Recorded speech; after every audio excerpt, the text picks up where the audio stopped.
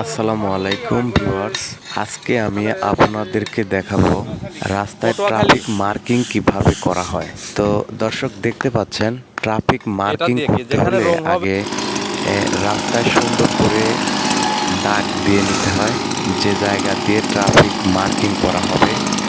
তারপরে সেই জায়গাটি সুন্দরভাবে পরিষ্কার করতে হয়। পরিষ্কার করার পর সেই ধুলাবালিগুলোকে সেখান থেকে সরিয়ে সরিয়ে ফেলতে হয়, কারণ সেই ধুলাবালি থাকলে যার উপর রং ভালোভাবে বসে না। তো দেখতে পাচ্ছেন একটা হাওয়ার মেশিন, যেটা দিয়ে ধুলাবালিকে সরিয়ে দেওয়া হচ্ছে।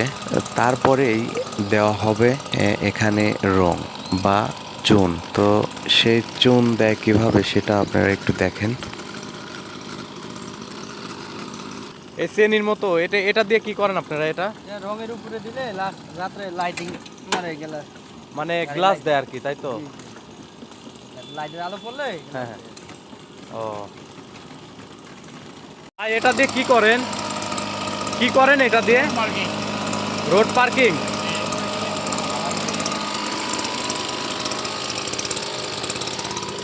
এটা দিয়ে কি দাগ হয় না ভাই? এভাবে আপনারা দিন কত কিলোমিটার এরকম দিতে পারেন? 3 কিলো। 3 কিলো দিতে পারেন না?